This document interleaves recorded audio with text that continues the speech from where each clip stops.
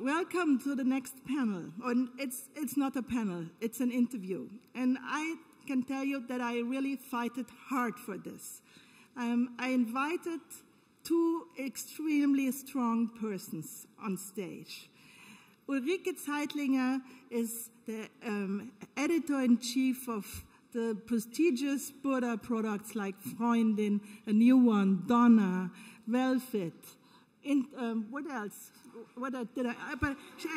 And she really makes a difference in our company because she's so strong and she's really down to mentoring. She is doing mentoring programs. She is a role model herself. She began as an intern at Buddha, and now she's among the most powerful women in our company. And I mean, Doris, you are not only a professor for cinematography, for screen scripts, you are the role model for all film directors, female film directors, not only in Germany, in Europe. With your films, you made a huge impact in a German publicity. You always pressed into taboo issues, but Ulricke will tell more about this. But I'm extremely proud that you both are here.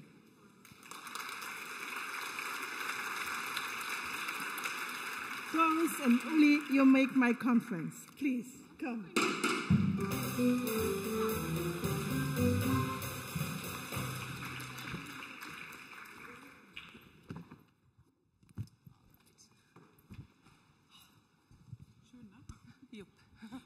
Hallo? Ja, geht. Okay, there's no such thing as a free lunch, we just learned, so I think we need to work. The title of our panel is How to Cook Your Life, which is also a title of one of your films about a cook and Zen priest at Brown, I think. And my first question would be, what are, for you personally, the ingredients of your life, having so many different jobs, also being a mother? Could you describe that, share that with us, please? Oh, yeah, difficult. Well, maybe I'll start with why I made this documentary, How to Cook Your Life, because usually I make feature films for the cinema. And I did encounter a Zen priest because I have been practicing Zen on and off for about 15 years. I'm a failed Buddhist. I'm a very sloppy practitioner. But anyway, I ran into this man, a Zen priest and cook, who teaches Zen through cooking. And I found this really interesting because I had my really bored 14-year-old teenager with me on this Zen retreat. And there was no electricity. She could not use her iPod. She couldn't use her computer. She couldn't use her phone. Nothing. So she was bored to tears. And the Zen priest taught a cooking class. And she, because she was just bored out of her mind, she participated in this cooking class. And all of a sudden, she not only woke up, she became a very happy being. And all of you who have teenagers at home, you know how difficult it is to make a teenager happy, especially when there's no electricity. So she was ready to kill, but within a few days, she became this very balanced, very happy person. And it really made me wonder what happened. And I think what did happen, and that's why I decided to make this documentary, was that all of a sudden she had to do something with her hands, and she was present in the present moment. She was in the same place with her mind and body, which we are not very much anymore, because in our digital age, what we do most of the time is that we are with our bodies in one space, in our chairs, and with our minds in another space. So body and mind are usually quite separated from each other. So I figured, well, maybe this is something that I should learn too, not only to cook, I can cook a bit, but to be present in this very moment. This is one thing, and that's what Gangaji talked about before, and that's probably what she's going to talk about later on again, about you stopping and becoming still and becoming aware of the present moment. The other main issue in this documentary is that when you cook, things are bound to go wrong. You know, the cake will burn in the oven. You are not going to have all of the ingredients that you need to make this one special dish. You think you can prepare this dish, and when you are about to serve it for a dinner party, it's completely rotten, something went completely wrong for the very first time, so things go wrong. And that's something that has always interested me much more than when things go right. What happens when things go wrong? Because although I am a manager, being a film director, most of the times things go wrong. That's what happens on a film set. Things go wrong all the time. Okay, I guess they do. But that brings me to the next question about how to plan your life. Yeah.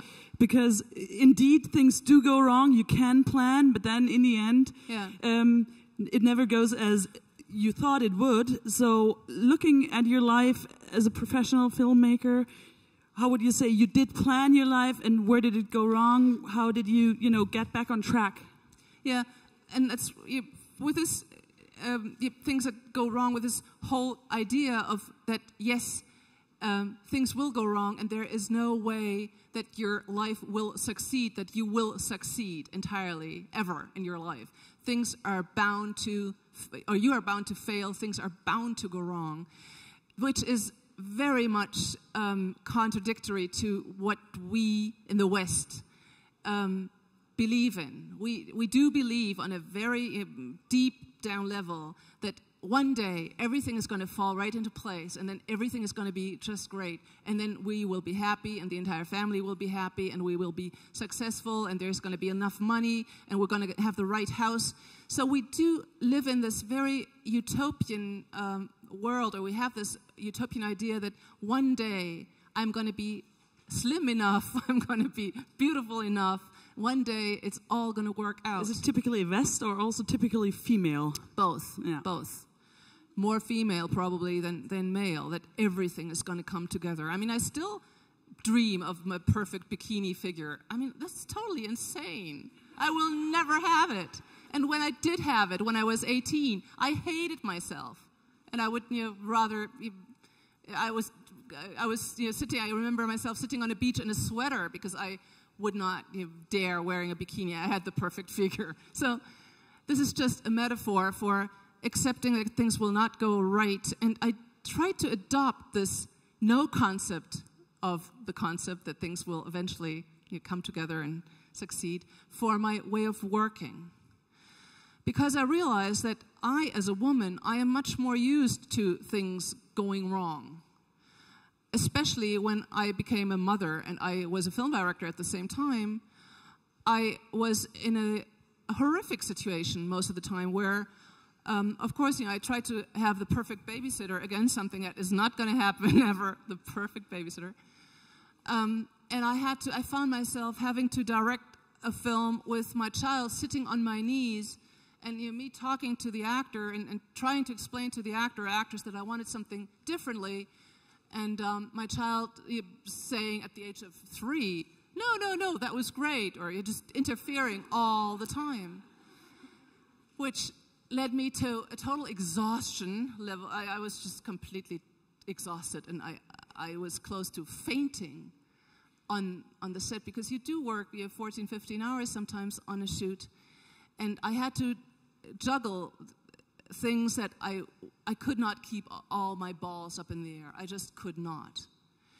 And then I realized that when you make mistakes, or when things just don't work, and you have to admit that, no, this is not working, it opens up a space.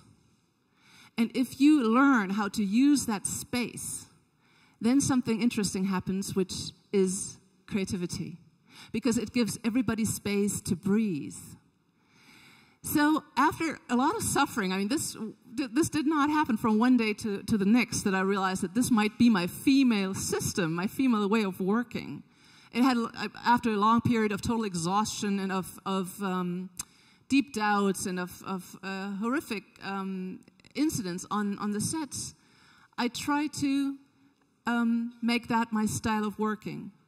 But I must admit, I needed something else in my life, which was tragic, in order to realize that concepts don't work. They don't work out. Plans don't work out. I was a quite successful director. I had made big hits. I made a film about men, which was called Men, which grossed something like $55 million worldwide. I made a Hollywood movie about a talking penis, if you can imagine. Great career move that was. I went to Los Angeles thinking in my insane mind that it was going to be easy to make a film in Hollywood. It was shot in New York, but in Hollywood, about a man and his talking penis.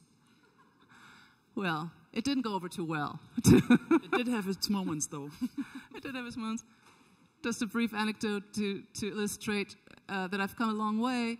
I found myself at the end of the editing of this film, I found myself having to discuss the music that this talking dick would listen to in a film with the executives of Coca-Cola. Film is a men's world still, and there was this long, long table, a dais of about 25 executives in their business suits, and me, the only woman in the room. And they told me that they did not think that an American dick would listen to jazz music. So, thanks again for your wonderful jazz music. And that was a ball game, the Hollywood ball game, which was really not to my taste. I mean, this little episode was maybe quite bizarre in taking it to the extreme, but I realized that my strengths are or were probably someplace else. In language and also in creating stories on a different level. And I went, I call it my diet, the JoJo diet. I made big films, big projects, and then small projects, and then big films again and small. And I realized as I went along that small is much more fun. Small films, cheap, I mean still 3 to 6 million euros, but small is more fun because I can open it up more, and I can use what I just tried to explain, the concept of no concept in these small films, which means that I drastically reduce the hierarchy, which usually happens on a shoot. Usually you have something between 60 to, well, in Europe, 60 to 80 people in the crew, and of course there's a strong hierarchy because otherwise you cannot really manage such a crowd. In a small crew, it's much more easy to abandon all hierarchy and to invite everybody into the process of making this film. So the concept of no concept, with this I mean that I try to, of course I have to have a plan because a lot of money is still involved, but then I try to open it up in every moment. I try to give up my concept in every moment and try to invite everybody in with everybody's energy and inspirational value, artistic value, which works really well. So is it kind of also trusting the process? Is that what we can learn? Trusting the process, yeah. And trusting mistakes, and trusting stupid ideas, because the problem I think that happens in a lot of hierarchies is that nobody dares saying anything stupid, and everybody tries to be really smart and really clever and really good looking. But to admit weaknesses, I find very important for the creative process, and also the freedom to express a very, very stupid idea. Because a lot of times the stupid idea becomes something really interesting. When you just turn it a bit around and look at it more closely, it becomes something that is all of a sudden exactly what you were looking for. But it's kind of hard to establish an atmosphere where everybody feels free to express such stupid ideas. And at the same time, of course, you have to still control the space. I mean, if it becomes a completely anarchistic space, then you're not getting anywhere, and a film shoot costs still, on my films, $100,000 euros a day. So you have to still be fast, and you have to keep moving. At the same time, I try to make it a playground, which I realize more and more is a very female thing, apparently. To trust the playground and to not needing a hierarchy. I'm perfectly happy when nobody takes me seriously. It's my favorite place to be, because I don't have to be taken seriously. The process is what has to be taken seriously, but not me as a person within a hierarchy. The process is what counts, because that's what where the creative process is, the creativity is. So yeah, that's how I'm working now, and I try to adopt this really bizarre way of shooting that nobody else is doing. Not in this way. I mean, there are, of course, films that are being done with small crews and small technical crew, but not in this style. But I tried to adopt this to the TV world quite recently, where we shot, or I wrote with a friend of mine and shot, partially at least, a 6-part miniseries about menopause. Ooh. And the reason, yeah, it raised quite a storm in this country, because of course it's a taboo still, and the TV world, on the upper level, or on the upper level, is still a very male world. And the reason why I did this was because when you zap through the TV stations, the German TV stations, around prime time, 8 o'clock, 8:15, you see a lot of women on TV, fictitious characters, who have nothing to do with all of you here, all of you women in this room, and with me neither, and neither with you. And it just, after doing this as a kind of research for a few weeks, I got really mad and really pissed off, because I thought, well, where are we? Are we in the 50s, or what is happening to role models, to fictitious characters, to the sheer spectrum of what women are in this world now, in the 21st century? Where are they? Are they on TV? Where are they in this mass medium? So we set out and wrote a very obscene and very ambivalent and very bizarre TV series that deals with menopause. And we tried to make it as funny and as and also as funny and as serious at the same time as we possibly could. Yeah, I very much enjoyed it. Thank you very much. So can you share a little bit, talking about the last project, but can you share a little bit with us what your next projects are going to be? What are you working on right now? Well, see, I try to not make plans, not too many. I try to stay away from making too many plans. I try to stop every now and then, because as Gangaji explained before, if I don't stop, if I don't make myself stop, and I have to rehearse this every day, I have to make myself stop with all my might, I lose my creativity. If I keep running after the next project and the next and the next and the next, I don't know why I'm doing this anymore, and I don't know. I don't know why, and I don't see the necessity in it.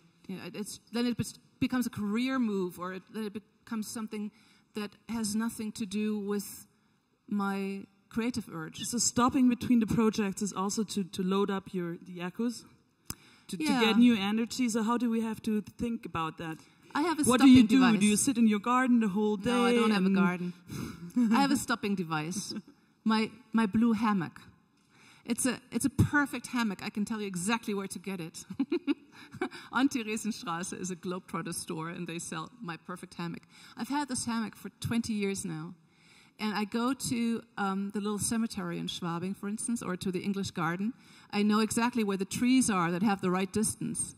And I hang up my hammock between two trees for 20 minutes, 25 minutes. Usually I don't have more than half an hour.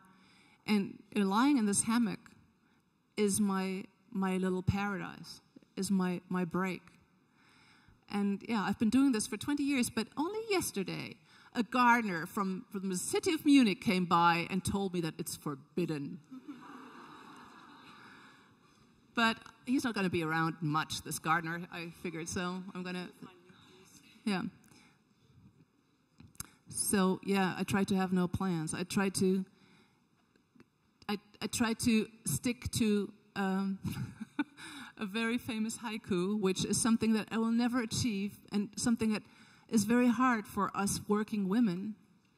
And the haiku goes like this: sitting quietly, doing nothing. Spring comes, grass grows by itself. Where my immediate instinct is, what do you mean grass grows by itself? It's not unless I make it. Because I'm so used to making things happen. And to make things happen all the time pretty quickly leads you away from your original motivation of why you do things. So I try to, I paint it on every wall that I find out. I paint this haiku to remember it and to practice it. But I can't. It takes a lot of effort for me to let things go their course and not to become too pushy about things, which I think is one of the problems that we deal with as women, that we try to manage everything and we try to stay on top of things all the time, which is not only super exhausting, it's also, I think, something that creates a lot of fear. Because if we try to stay in control, we become very fearful at the same time. And we become very fearful of age, of illnesses, of death, of the things that unite us, that we share. You know, if we want it or not, that's what we really do share, that we are all afraid of age, sickness, and death, and we will all become old, sick, and we will die. So to connect again and again with what really makes us tick, which is not our career, and it's not business, and it's not money, but our being a human being and sharing these fears is something that I try to talk about in my stories, in my films. But in order to do that, I have to stop, and I have to reconnect. And I have to especially reconnect with women, because I not only have 3 sisters, I have very, very dear women friends. And I was wondering in our lunch break, who of you, all of you, successful, great-looking women, could function the way you do without your best woman friend? And I think that's something that is far more important for us women, that we have women friends that support us and who enable us to do what we're doing, which is probably far more important for us than for men, or in a very different manner.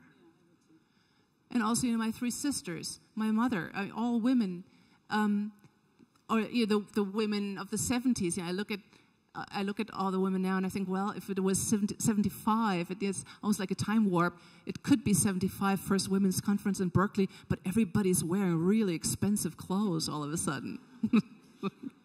But without this female support, I think we couldn't really do anything at all. Wonderful last sentence, I would say. Thank you very much, Doris. Thank you.